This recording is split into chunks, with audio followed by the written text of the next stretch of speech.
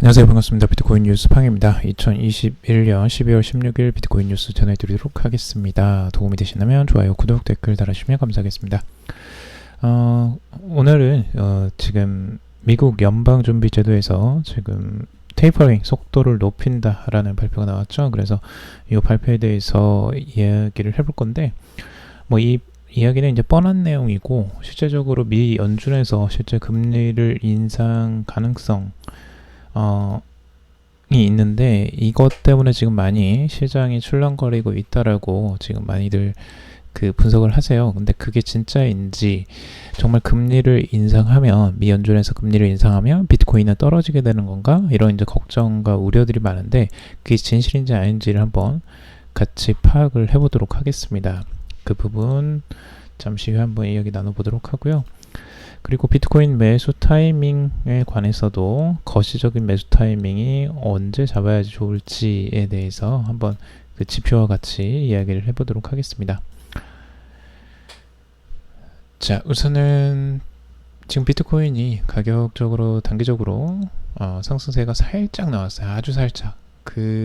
이 내용 자체는 결국에는 이 미 연준에서 테이퍼링을 가속화를 하겠다라고 이제 결정적으로 이야기를 했고, 이 발표가 이제 완전히 돼버리니까 불확실성이 해소가 되면서 단기적으로 나오는 상승이라고 다들 이야기를 하고 있고요. 그리고 나스닥도 다시 상승을 했습니다. 2% 이상 상승을 하면서 불확실성을 해소한 그 반등 같은 것들이 다들 전체적으로 시장에 반등을 했다라고 볼 수가 있고요.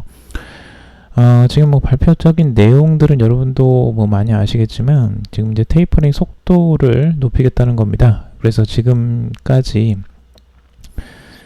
인플레이션을 인정하면서 이제 국채 및 채권 매입을 축소하는 규모를 이거 이제 늘리겠다라는 건데요.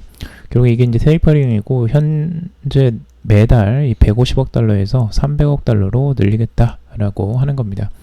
테이퍼링은 내년 3월까지 2022년 3월에 이제 조기 종료를 하겠다라고, 원래는 6월에 이제 종료를 하기로 했어요. 2022년 6월에 종료 예정이었는데 그 시기를 앞당겼죠. 그래서 생각보다 인플레이션이 꽤 심각한 상황이라고 인지를 하는 것 같아요. 그리고 미 연준에서 지금 이제 이것과 좀 이제 예상과 다르게 나왔던 게, 금리 인상 그 횟수를 내년에 이제 원래 2회 정도로 예상을 했었는데 3회까지 늘릴 수 있다라고 언급을 했습니다. 그래서 그런 부분들도 같이 살펴봐야 되겠는데, 생각보다는, 그러니까 우려했던 것보다는 그렇게 강한 그 입장 표명이 없었기 때문에 그것에 대해서 오히려 안심하는 분위기에서 이런 반등들이 나왔다라고 이야기를 하고 있습니다. 제롬 파월 연준 의장은 여기에서 이제 암호화폐 이야기도 했다고 하는데요. 그렇게 긍정적인 부분은 아니고요. 지금 근데 이게 이제 우리가 생각하는 걸 한번 생각을 해보셔야 될 것 같아요. 이 연준의 발표, 이 금리 인상에 관해서 굉장히 많이들 걱정을 하시는 분들이 있고, 이게 이제 전체적으로 비트코인 시장에 굉장히 영향을 많이 미치는 것처럼 이야기를 많이 하는 경우가 많습니다. 뉴스 보도 매체에서는요. 이게 단기적으로는 그런 그 영향을 미칠 수도 있고, 그게 이유로 갖다 붙일 수도 있을 것 같아요.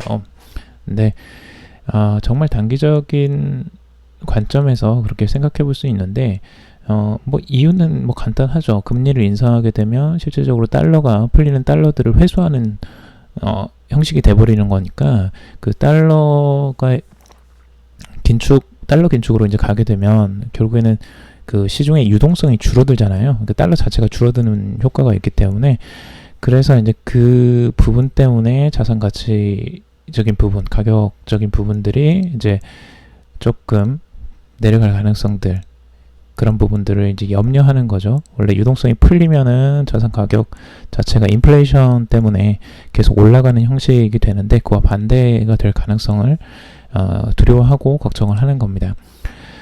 그래서 이제 주식도 그렇고 지금 비트코인도 그렇고 이 금리 인상을 굉장히 중요하게 지금 바라보고 있는데요. 근데 우리가 이제 팩트 체크를 해야 돼요. 그 금리 인상이 진짜 이 비트코인에 영향을 어떻게 미치는지. 과거에 금리를 페드가 금리를 인상했을 때의 시기입니다. 2015년부터 계속적으로 18년, 19년까지도 계속 이렇게 상승을 했던 시기가 있었는데요. 이 시기 때 어떤 일이 벌어졌는지를 한번 보면 되겠죠. 우리가 비트코인이 어떻게 지나갔는지. 자, 그 시점의 비트코인의 가격 흐름입니다. 보시면 아시겠지만 2016년, 2017년 불론이 왔었죠. 그때 최고의 상승을 보여주었던 게 비트코인입니다.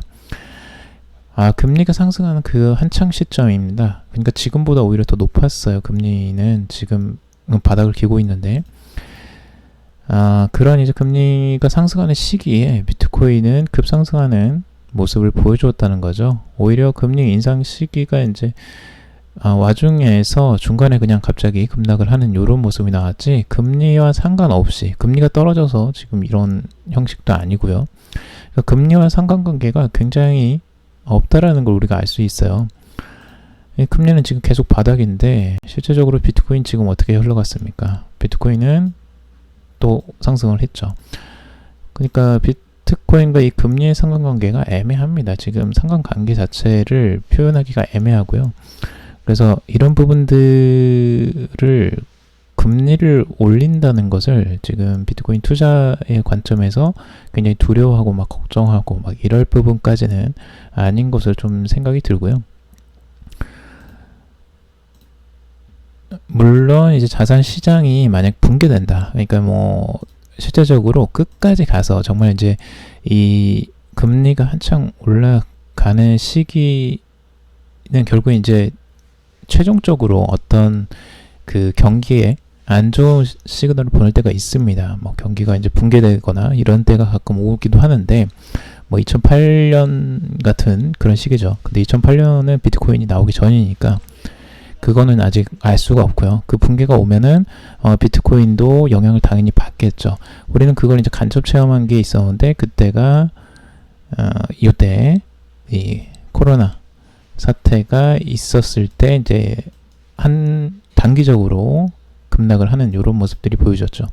주식시장이든 뭐 비트코인이든 다 떨어지는 그런 형식이 보여주었습니다. 그래서 그런 때는 이제 조심을 해야 되겠지만, 금리 인상을 한다고 무조건 걱정을 해야 되는 건 아닐 수 있다라고 볼 수 있는 것 같습니다.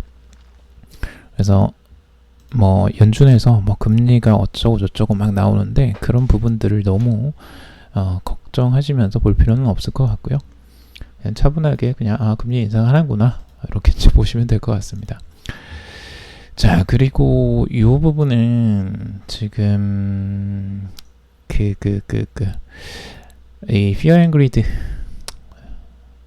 인덱스에 관한 건데요. 이 비트코인의 이제 공포와 탐욕 지수라고 하죠. 그게 전체적으로 아주 큰 그림에서 어떻게 흘러갔는지를 이제 보여주는 차트고요. 이 차트를 보면 우리가 언제 매수 타이밍을 잡아야 되는지를 좀 알 수가 있겠죠. 전체적으로 비트코인이 흘러가는 그 시점, 가장 급격하게 상승하는 시점들이 위험할 때가 있죠. 이럴 때 이제 빨간색이 칠해집니다. 그리고 하락해서 이런 이제 그 탐욕의 상태죠. 이게 가장 이제 빨간색은 탐욕이 가장 높은 상태고, 이럴 때는 이제 공포 상태가 높은 상태겠죠. 그래서 익스트림 피어하고 익스트림 그리디라는 이런 쪽인데, 이게 이제 여러분들이 심리를 보시면 아실 거예요. 그러니까 스스로의 내 심리 상태가 지금 어떤가를 파악하시면 지금 극도의 내가 탐욕을 부리고 있는지 아니면 두려워하고 있는지 여러분들이 보시면 이때는 그러니까 장기적으로 봤을 때, 비트코인을 장기적으로 봤을 때에는 오히려 두려워할 때에는 내가 매수 관점에서 생각을 해볼 수도 있겠고, 정말 이렇게 막 탐욕적으로 빨간색 부분에서 막 욕심을 내가 내고 계속 사고 싶은 마음이 든다, 이러면 이제 조금 절제하는 그 타이밍인 거죠. 이럴 때는 조심해야 된다. 그러니까 스스로 그런 심리를 좀 보시면 좋고요. 아니면 주변에서 이제 나오는 그 기사들이나 그 주변에서 이제 뭐 하는 이야기들을 들어보시면 그 심리를 조금 알 수가 있을 거예요. 그래서 그럴 때는 오히려 조심하고 남들이 다 두려워하고 떨어진다 걱정하는 때는 오히려 용기를 내는 그런 시점이 필요하겠죠. 지금은 가장 공포 상태에 어느 정도 들어와 있는 상태죠. 익스트림 피어 상태에 어느 정도 들어와 있는 상태라고 지금 보고 있는 것 같습니다. 자, 그리고 미국에서 지금 이제 정치인 한 상원의원이 스테이블 코인에 대해서 이야기를 했는데요. 이 셰러드 브라운이라는 사람이 이야기를 했는데 좀 부정적인 뉘앙스의 이야기도 했지만 또 반대로 긍정적인 부분도 있어요. 그러니까 두 가지 다 이제 봐야 되는데 실제적으로 이걸 이제 뭐 한글 번역을 한번 해드릴게요. 스테이블 코인은 분산되지 않고 투명하지도 않다라고 이제 비판을 하는 거죠. 실제 스테이블 코인에 대해서 부정적인 내용들이 많다라는 걸 지적하고 있고요. 그 부분에 대해서 분명하게 규제를 해야 된다라고 강력하게 이야기를 하고 있습니다. 그래서 이 스테이블 코인 전용 규정을 갖춘 오픈마인드 규제를 원한다라고 말을 했고요. 정부는 최소한 스테이블 코인을 은행 시스템 안으로 가져와야 하고 이 기존 은행 규제안을 적용해서 이를 규제해야 된다라고 하고 있습니다.